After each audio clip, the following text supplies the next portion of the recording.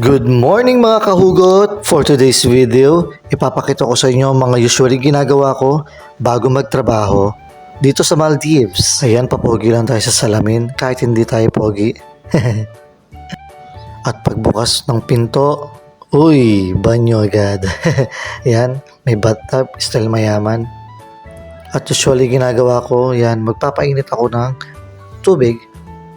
Warm water lang tayo every morning.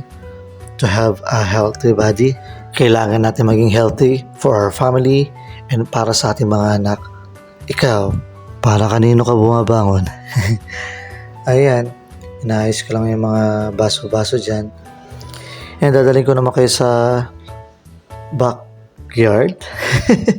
Ayan, usually yan, uupo lang ako dyan. Magmumuni-muni. Yan, dagat na ang likod namin dyan.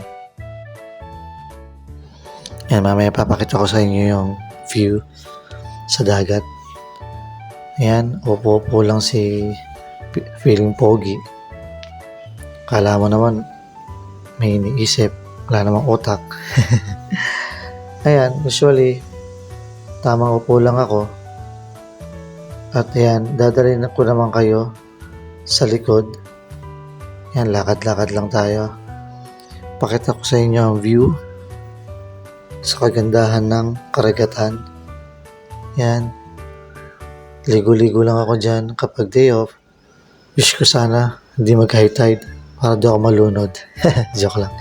Yan, usually yan lang yung likuran namin. Kahit yun na nga, mainit na yung ating tubig. Inom lang tayo ng warm water. Lagyan tayo ng normal water.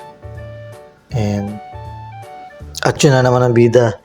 Yan, inom lang ako dyan ng warm water. Every morning ko po yan ginagawa. At ngayon mga kahugot, yan, lalakad muna tayo. Dadalhin ko naman kayo sa aming kantin. Pakita ko sa inyo kung ano usually mga menu ng kantin. Yan, pabogi na naman ng bida. Lakad-lakad lang tayo. Actually, ilang lakad lang naman yung kantin. Simula dito sa aming villa. At ito na nga, papasok na tayo sa kantin namin. Buffet po dito. Yan, iba't ibang putahe. Kung anong gusto mong kainin, kung kanya-kanyang trip lang yan, ayan, mga rice, at ibang mga ulam, mga drinks, fruits and veggies para sa mga vegetarian dyan, at mga condiments. At ito na nga, kakain na nga ang bida. Kain lang ako dyan ng beef and chicken ang kinuha ko. Sa mga kahugot natin dyan, baka naman, panoorin nyo naman hanggang huli ng video natin para na supportan nyo na rin sa akin yan. Ayan, kain-kain lang ang bida.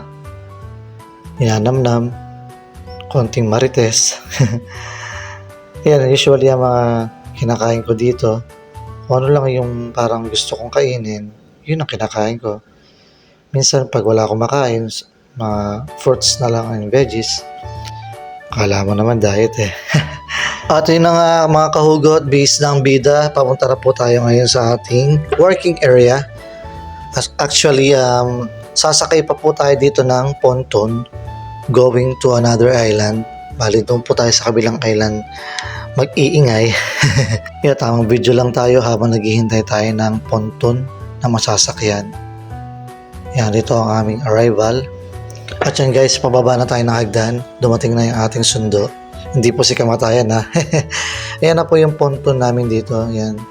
Sakay lang tayo dyan. At siya maghahatid sa atin papunta dun sa island. At yan na nga, papunta na nga tayo sa island kung saan tayo mag-iingay. Ayan. Tamang kalmado lang ang dagat. Mga ilang minutes din po ang pumunta dun. Dahan-dahan lang at baka tumaob. At konting trivia mga kahugot, ang Maldives nga po pala ay malapit sa equator ng ating Earth. Malapit din po to sa Sri Lanka at sa India. Ayan, nag-trivia na ako kahit wala nagtatanong. Ayan, tamang hintay lang tayo hanggang makarating tayo dun sa island na yun kung saan tayo mag-work. Alright, at yun na nga, makarating na tayo sa ating working area, ang Naladu living room. lalakad-lakad lang tayo.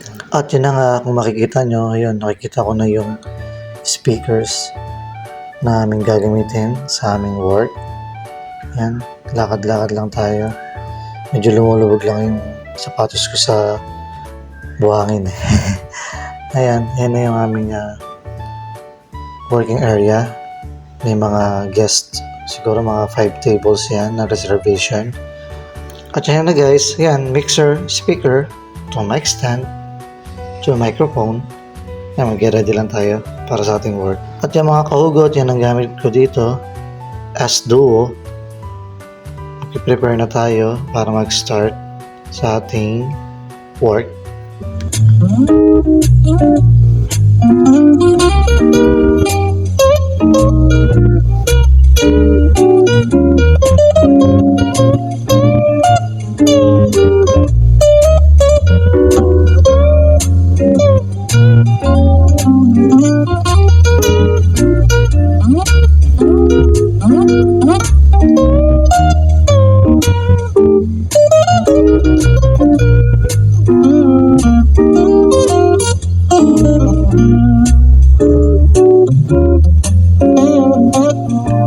Narinig nyo yun, ha? Jazzer yan.